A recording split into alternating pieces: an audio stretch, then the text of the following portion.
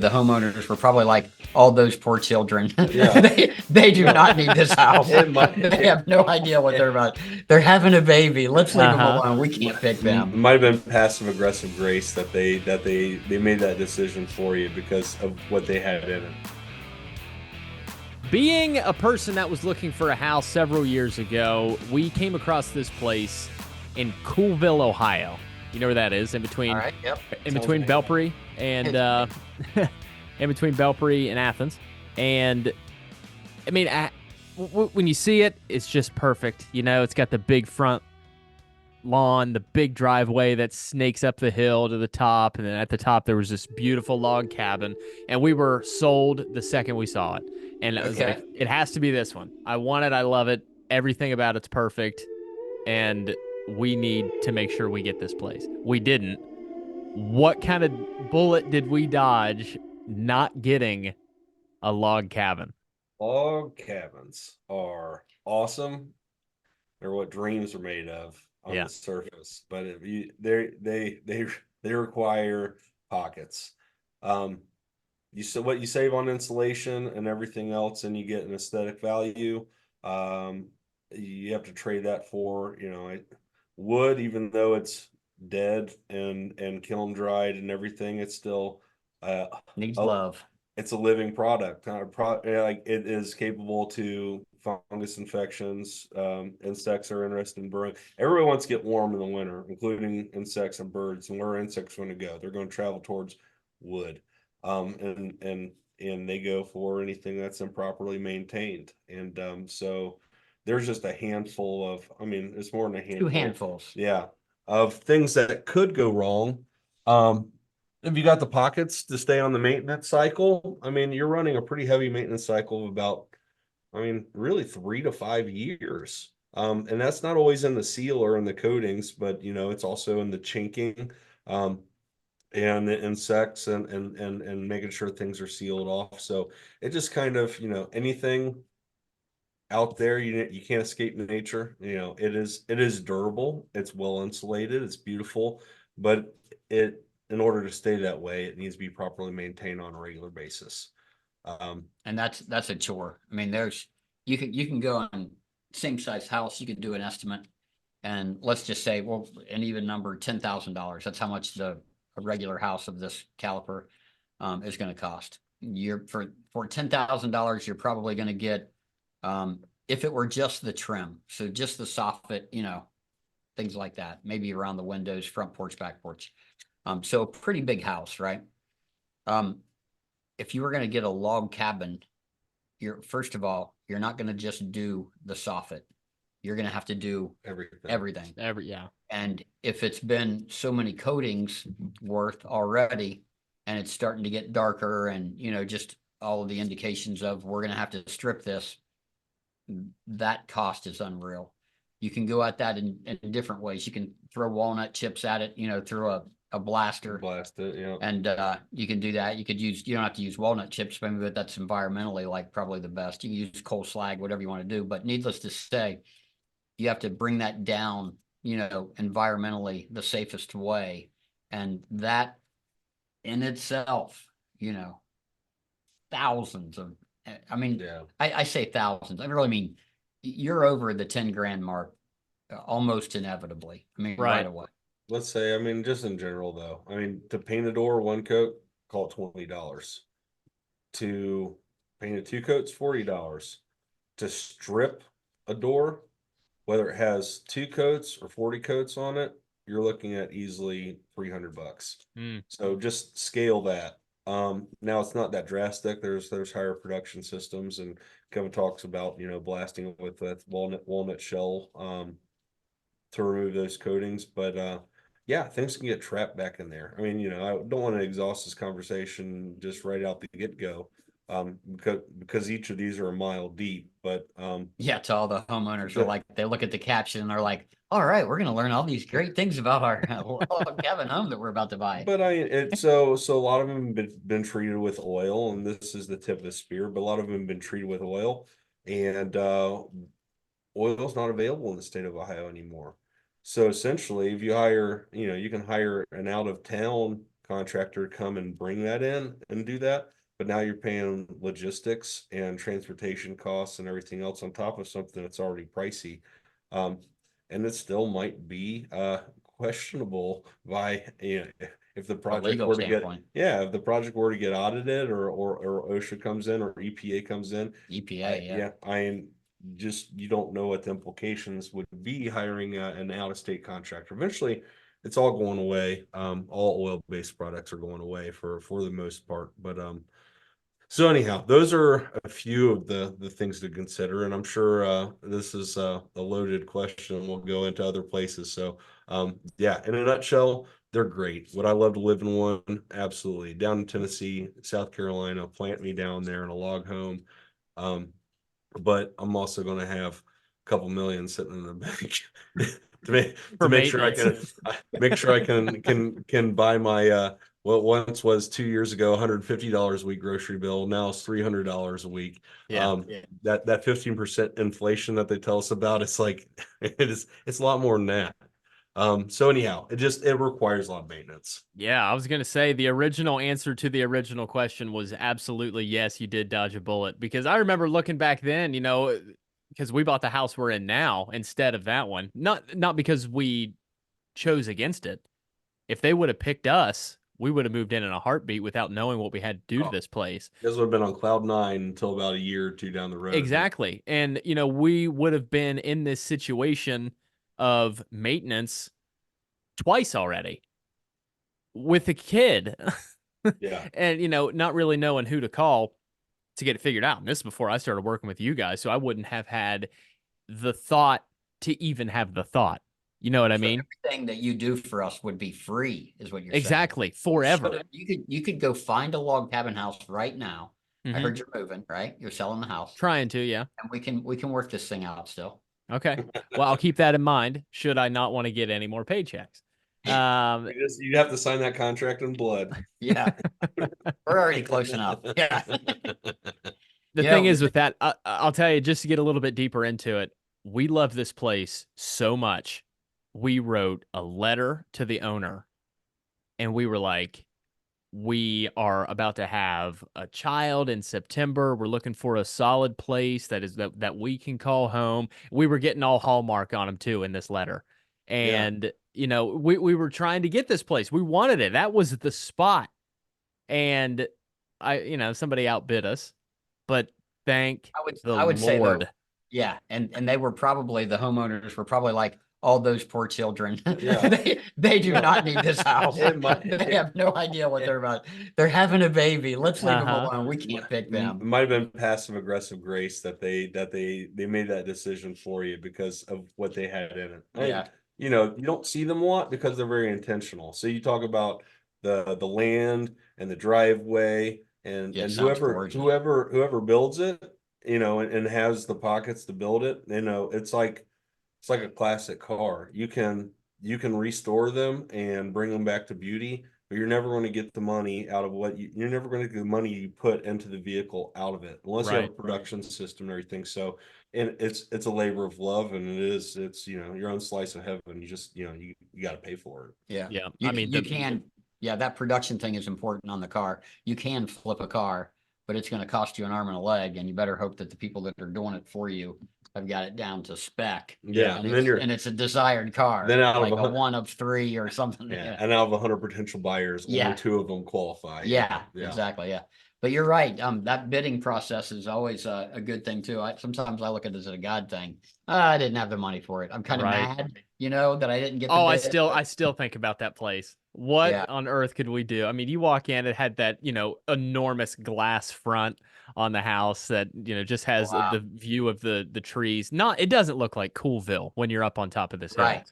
No. And, you know, the big island in the kitchen that goes back to the rear bedrooms, the stairs up to the master, all wood, everything. And I was like, who are we in our 20s to get a place like this? And, you know, we didn't. And as much as I think about it, I thank the Lord that we didn't, because we would be so in over our heads that we'd be, you know, bankrupt, which is no fun. Well, you never know. I mean, because how long have you been in this house now? 4 years. Yeah. Yeah. So, I mean, you'd be coming up on the maintenance of it. And so you'd have to do something, I guess, before you get out of it. But your price has definitely gone up in value, to what you have. So, I mean, it might have worked out. Mm-hmm. You never know. Not that you would want to be moving after that. Yeah, that's a heck Right. of a lot.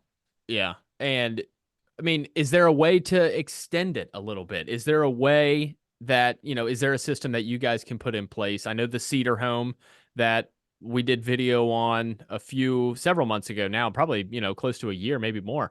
That place that you did had the garage, the metal roof, you painted it all white, and it did something to the cedar that made it last longer between, I guess, maintenance.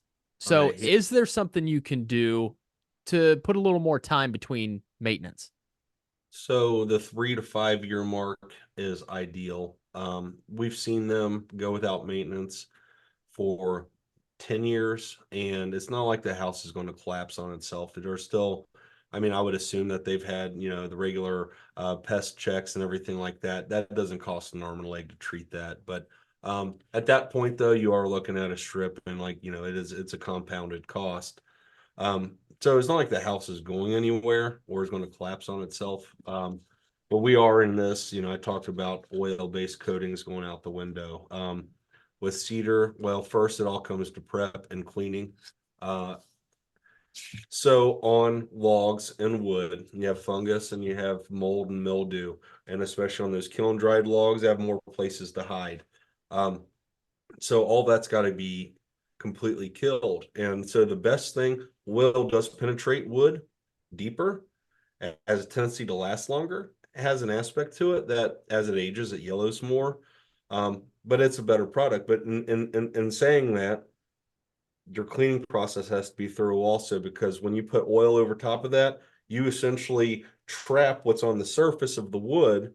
And now that wood is still, through the chinking and through the wood itself, there's still air and moisture moving through that, and it collects on the backside of that oil where it can't escape. So it becomes basically a nice home for mold and mildew to grow, which is going to cause your coating to fail. So that's, oil-based products last the longest, but also your cleaning expense at the front of that is significantly more than it would be if water-based products are used, because those can be touched up, they fail sooner. But right now in the state of Ohio with the EPA and the new rules where you can't get oil-based coatings, that's moved into everything. And it happened really immediately. They're kind of ambiguous on the release of this law and the implementation of it. So we found ourselves in it. The bad news is right now we're in a bottleneck of what's available to us and what can be used, and you can still outsource to other states, but you can bet your bottom dollar it's going to trickle out into Michigan and down into Kentucky also, and eventually go there. Creates a crucible or void in the market that needs to be filled. So all this R&D money that is part of every gallon of paint that anybody buys at Sherwin-Williams or PPG or anything, that R&D money is going toward the development of water-based products. The first rollout of these EPA infractions and countermeasures, and I think rolled out in either 2008 or 2010, it was somewhere in there. And the product development and water-based products we've got some awesome products that we use that are water-based. And so the technology might not apply yet to the log home coatings, but it will be there. We're looking for, in the next 2 to 3 years, having equal, if not better, products in a water-based manner. So, we have to wait a little bit and fake it a little bit. Not that we're faking it. And water-based products just don't penetrate as deeper. So we'll find some workarounds, that'll get that quality there. But anyhow, I say all that, probably now is not the time to buy a log home, because the products really aren't there yet to support it fully. Wow. But you can seal them up and get the years that you're looking for out of that, as long as you're just waiting, if you just need 3 more years, 4 more years. Yeah, keep it at bay. Yeah, keep it at bay and it'll be fine. And then you strip it down and seal it back up. It'll be good, It's But not a bad deal. we are talking money. Oh, yeah. I mean, a lot of money. Well, just to seal, just to go in and to clean without stripping, average cost of a cleaning is, $600 On Mhm. a log cabin home, you might have a little bit more, but needless to say, call it $600. You want to seal something, again, to the caliber of the $10,000 on a trim package on a large home, you're definitely looking into the tens of thousands of dollars anyway, just to seal it, But to strip it, if you're looking at $3,000 or $30,000, to get that full effect, that 10,000 will suffice, and if you weigh that out over the cost of the 3 years, right? And put another sealer on, you can seal it all day long. It's just going to get darker and uglier, right? And like Nick said, things are going to be happening inside the wood, so you're going to have to address the issues at some point, but keeping it at bay, it's pretty easy. Mm-hmm. Man, I was trying to think of how to come out of this because right before we started the podcast, I said the biggest adult thing I've ever done is pay quarterly taxes. And I was going to say that no, it wasn't. It was not buying that house, even though if we were picked, if our bid was selected, we'd be living there right now. So we made the commitment. We just didn't get picked. And Yeah. I mean, just hearing you guys talk about it, We might be your therapist also. yeah. We can Wow. do that. No, so we can charge you money. Yeah, I'm liking this idea. Therapy. Yeah. I'm trying to think about the series of events that would have happened. So bear with me. If we would have Okay. bought that place, we would have been saving so much money for maintenance that I would not have been able to come to Marietta that night to listen to live music. You wouldn't have figured out what I do on the side as a video editor. You wouldn't have hired me to do your video editing. And I would still be working at a radio station somewhere making no money. So hey, the house we're in right now, it We just need blessed Ashton my Kutcher life to in so many story. ways. What's that? We just need Ashton Kutcher to be part of that story. Butterfly effect. Yeah. That's Yeah, pretty no wild though. kidding. Yeah. I mean, when you think about things, I think about them all the time. I mean, I was an unruly child, so I went to go stay with my aunt for, the summer with my Uh-huh. cousin and her husband, step uncle, whatever, was the painter. Yeah, Here we are 44 years later, right. all Or to because of Amazing. one thing. Huh? a non-basketball player making a shot. I think although I was on the job market looking and I was contracting on my own, not enough to supplement my family, but I was building something. I probably, although skeptical of most things, Kevin was probably more skeptical about bringing a business partner on than I was even considering being his partner. So at the time, he made a basketball shot, sunk it, and if that basketball hadn't gone through, Kevin might not have been convinced enough that To have the to confidence. have the confidence that we'd work out. Okay, so we're gonna go a little bit deeper on this. So even whenever like I had went back to my church and I'm like praying, I'm like, I mean, God, should I do this? Like you said, it's a little more because I've had partners before and I've been shafted every time, Right. and just trying to get it up and running. But so I go and I say, okay, I'm gonna ask this preacher and tell him all the details, right? I tell him all the details and he immediately says yes.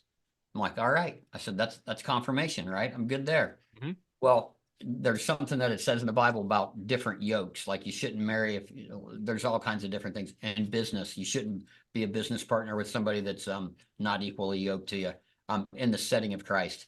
Needless to say, I tell him one time, I'm like, hey, I'm gonna take the weekend off. I'm gonna go up to my Grandma Johnson, and make sure that she's saved because she's about to pass.